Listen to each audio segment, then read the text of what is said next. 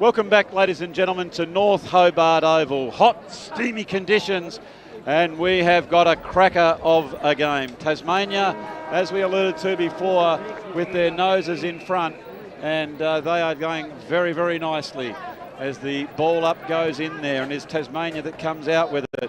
Faulkner just hooks that one over, leaves a bit of a dome. Oh, look out, son. Robinson had one to contend with. Then all of a sudden he had the other one, but it is Tasmania that gained possession of the ball.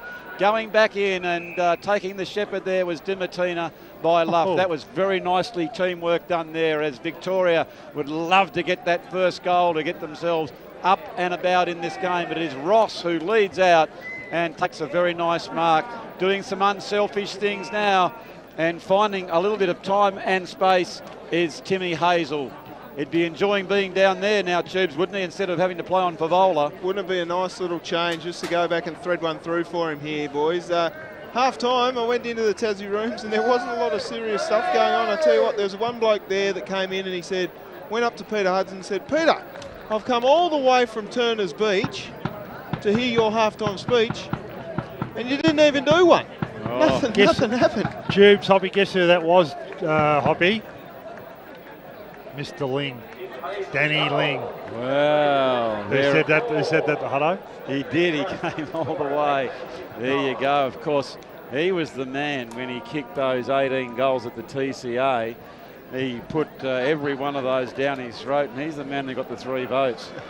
The Cockroach, one of the greats for the Glenorchy Football Club and a great servant of Tasmanian football. And I was interested as well that there was a couple of changes. Reece Jones went over to Darren Winter and he said, "I need a little bit of grunt out of the middle," so he put the hard nut in there to see if he could get his hands on the onion. As it is now, the umpire just getting in the way there of the reasonable girth of Atkins as Winter gets the hands on the ball, gets it across to Liberatore. Liberatore to O'Loughlin.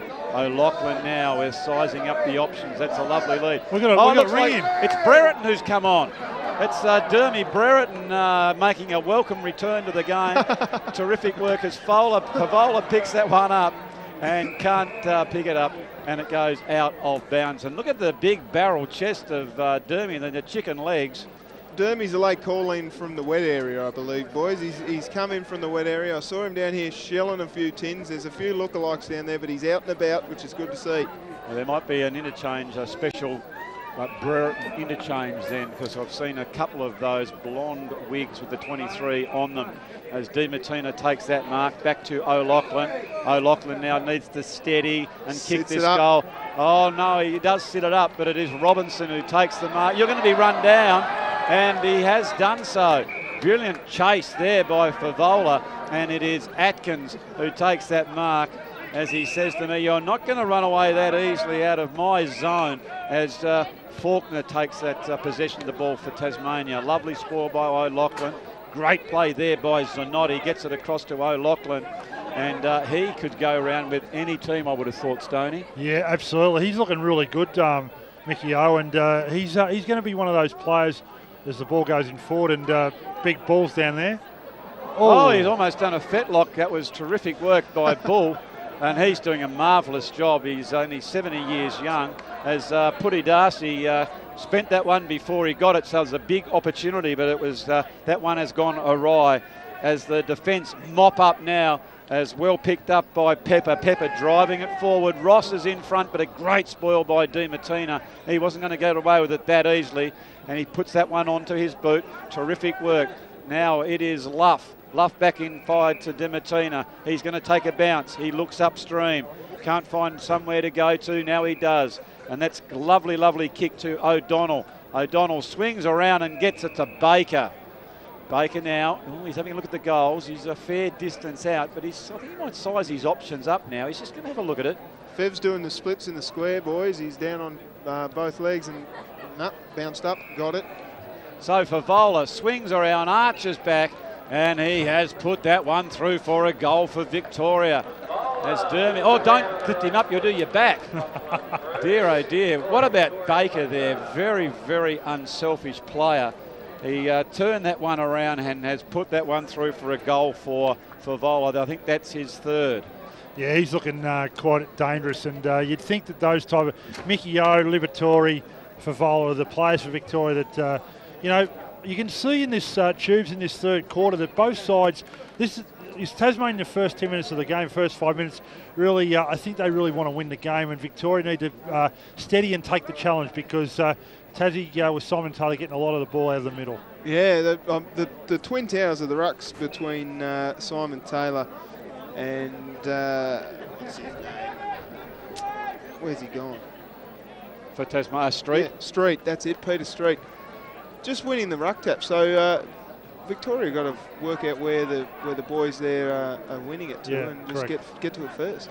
All right now, so it is Trevina who picks up that ball, goes a lazy looking beautiful daisy cutting kick out towards Hudson, and Hudson has taken that mark. Oh, he's gone the bomb. I think that, gee whiz, unlucky not to get a kick there. It's kicked over by Hazel on his left boot. I think Timmy Hazel, he might have put that through for his second sausage, and he has done so. That was very creative work there, Tubes. Yeah, brilliant work from Timmy Hazel. He's a great player, and the weapon down there, they're calling him, Nathan Ross, the boy from the Durham Valley. He's been handy up there at full forward, playing from a true full forward position. Well, he's got the size about him for that leading forward. There is no doubt about that. I'd rather have him there as a leading out forward. I think Crouch has gone back to cover his man than him playing on Favola or Modra down the other end. And so that was a very, very nice goal. So just give us that score update, please, Stoney. Score update at the 6 minute mark. 12-8, 80 Tasmania, Victoria, 9-11, 80, 65. So 15 it is points. 15 points the difference, as Di Martina has played a crackerjack game, gets that handball across to Karras. Karras comes back inboard. That was a lovely spotted up kick. It is Zanotti who runs off, gets it out towards Luff, and this is a lovely chain of play, but in there it goes. Comes out towards Liberatore. Liberatore goes in towards Favola as he pushes his man aside. Drop kick. Clive Polton, he says, I'm not going to have any of that. Have a look at this. The body use, takes the one hand and puts it through for another goal. And Favola is really starting to stamp his authority on the match. Yeah, brilliant work from Fev, just protecting the drop of the ball there like a true champion, and just drills it home too with the old drop kick. Good to see. Would you put one of these men like an Atkins back on him at all, Tube? Something with a little bit more strength, you think, through the core and through the hips? I'd just confuse him and put both Atkins boys on him. One each side, I reckon. That's not a bad idea, Tubes, actually. Yep, I like that theory. I just put both the Adkins boys. I think we might mention that as Winter. Oh, he might have almost dropped that cold, but it's a lovely handball to, now comes out to Liberatore. Very much the Italian feels it comes over the back. Here's a big chance as Modra picks it up. Goes the handball to the running player in Darcy, as Darcy now gets the handball across to Favola, and he has just put another goal through, and that is his fifth. And here comes the old Big V, Stoney. Now, it's a scoreboard at the moment, Hoppers. Tasmania 12-8, 80 to Victoria, 11-11, 77, and I think Tasmania got the better team at the moment, but Victoria are taking every chance. You know what, Hop? They're going to make a move at the Tasmania. They've got to get someone on the Liberatore because he's cutting them the ribbons in the midfield. Yeah, Liberatore is certainly getting his hands on the ball. And here he goes again. He's very fit. You can see the definition in the arm still. They look as though he's been doing a bit with his son, I would suggest still. Yep. As beautiful work there by Crouch coming over the top. He's not going to waste any time because all the momentum at the moment is with the Big V. As Tate picks that ball up. Tate's going to go towards Modra as he flies now. But it comes back over the top there to Barwick. Barwick has a shot and just missed. It was really good to see Barwick, of course, who's playing with Tasmania. And they were a little bit light on because of some injury. So he has slotted back across and put the Big V Guernsey on. Lovely long kick back in towards the central area as Simon Taylor takes a lovely mark now. Taylor goes out towards Hudson. Hudson, I think he's being held to that particular occasion, and that's the way the umpire has seen it. Handballs now onto Fletcher. Fletcher normally does a lot with the ball, and that time he spears his pass in towards Robinson. And that was much better play there, Tubes, from Tasmania. Now, Stoney and I were in the Tasmanian rooms before the game, and we went up to Fletch and said, "How you going, mate?" And he said, it was about 2 minutes before the game started, and he was still in his jeans. Yeah, he was. Unbelievable. What's Robbo tried? He's tried a check side there. Yeah, just on something also, Tubes, that I've noticed that Simon Taylor, the former Tasmanian Devil and Marin, I think he was, he's actually still playing football for the Vermont Football Club and still doing quite well over in Melbourne. As Hoppy alluded to earlier, you do not lose height as you get older. You might lose a little bit of fitness, but you're always going to be tall. And he's looking very fit down there, actually, Simon Taylor, as he comes into where I am, just in the commentary position here. Yeah. He looks very fit. All right, so now it is Darcy who tries to get a wriggle on, and have a look at that play there. That was well played, and Favola was just standing behind, and you can see the Tasmanian effort. They are really working their high over the ball, and I think that was Toddy Struthers who he said, "I'm going to go back on Favola. If no one else is going to do it, I'm going to have a go at the big man." As Baker comes back up to try and take the tap, he swings that big right arm like the big pendulum across the face of the ball, and it is Struthers who's on the bottom of the pack, and they're really going in hard now, Stoney. Yeah, they are, and Tasmania know they're being challenged now, and obviously a bit of a wake-up call, and Coach Hudson didn't say much to them at half-time. In fact, didn't say anything to them. Nothing. And David Rees-Jones was actually instructing his players that, listen, you've had a bit of a rest now. I want you to come out and have a crack, and they have a crack in this third quarter. All right, so it is a ball up. Favola's decided to take everything on. If he can get his hands on the ball here, he'd probably have a shot.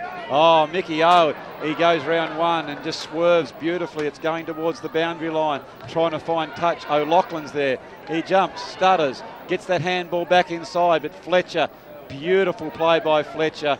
Just clean hands, pulled it above his head, so when he was going to get tackled, he knew he could get the ball out. And now it's Holland. He just shapes back inside, gets the handball back over. They're starting to move the ball very nicely. And some of the prime movers like Beams, and Beams has hit the target as it's gone down towards Robinson. Robinson has gone the big torp, but only as far as Christou. And Christou has taken a lovely mark, backing back, showing great courage towards Danaher. They're just starting to settle it down a little bit now. Comes back inboard towards Winter. Winter goes that handball back out towards the running player there in Zanotti. They are really teaming up very nicely, are the Big V. Goes back in towards Favola, but coming at goes the handball. It comes back towards Struthers, and I think what's the umpire done here? He's going to play 50, I think, but played the advantage. Yep. All right, so it's Hudson gets the handball back out towards Bourne. Bourne going back inside the 50 metre, but have a look at the numbers there for the Big V. It's 4v1. And now they are going to relieve the pressure. Beautiful play by Luff. You're going to be in a little bit of trouble. Goes the handball back in towards Winter. The vagaries of the ball, the oval ball, the way it went one way then the other. Lovely tackle there on Hazel, was deemed to be holding the ball. And Victoria have picked it up. And there's no doubt about it, Stoney, the pace is picking up a little bit now and intensity. Yeah, it certainly is, and Libba's getting enough of the footy as the ball goes in forward, and big ball Baker. Hoppy's taking the ball, handball back to Liberatore. Liberatore goes on his left foot, goes for goal, and Hoppy, what has he done? He has put that through. Did you see the way, what he did there? The consummate professional. He didn't want to go on the right leg, and he put the afterburners, as we see here. He was really trying to get around Hudson, then he straightened up, arched his back, and he's put that one through, and I tell you what, I think the Vics have got their nose in front, Stoney. Yeah, the score at the moment by Tasmania 12-8-80. Victoria have taken the lead 12-12-84. And we've gone 19 minutes in this third quarter. There's no doubt about it. They'll have to do something about Tasmania there, Tubes, I think, to get someone on Liberatore. Absolutely. Liberatore is cutting the pieces through the middle there, but he's just reading the ball so well. Brilliant work. Would you put a run with sort of player? Would you put the Ross or someone like that on him, Tubes? Honestly, I don't think anyone's as fit as Tony Liberatore. You're not going to run with him. He's not the quickest bloke, but he'll just outdo you like a diesel engine. He'll just keep going and going and going. I think that they need to do, if they want to stop him, as he hasn't stopped this quarter, they need to run a few blokes through. So you got your Hollands or you got your Rosses and even the Beams who, they can run with and run off. But it's be interesting to see what Hudson does there at three-quarter time. as there's a snap in and it's through for the minor score. Folks, Jason Gulliver has just come on from the boundary, so look for a bit of run through the midfield from him, but we're yet to see Costello. We're waiting for the big man from Win TV to come on board. Would you put Costello in the middle? Probably. Just get him to run. Probably. Run with him. As it comes out towards Tate. Tate drives it up towards Favola. Protects the area and Mark. Oh, he's not been paid? No, didn't pay it. No, and he's not too happy there. As Struthers said, he had bounced it.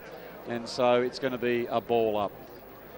Just trying to jockey for position now. Baker doing a fantastic job against Street. Comes out towards Tate. Tate, Liberatore, he's just got the ball on a string. So it is Ross now, as you can see there. He's gone with him.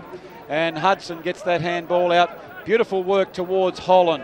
And now they're starting to work their magic. There's a little bit of toughness as the Victorians have been put on their backside, but Smith takes a very nice mark towards Christou. Christou now. Got to hit a top here, surely. No, he hasn't got anyone to go to, so it goes back towards Smith. You know he's going to turn back around and go that short pass towards DiMartina.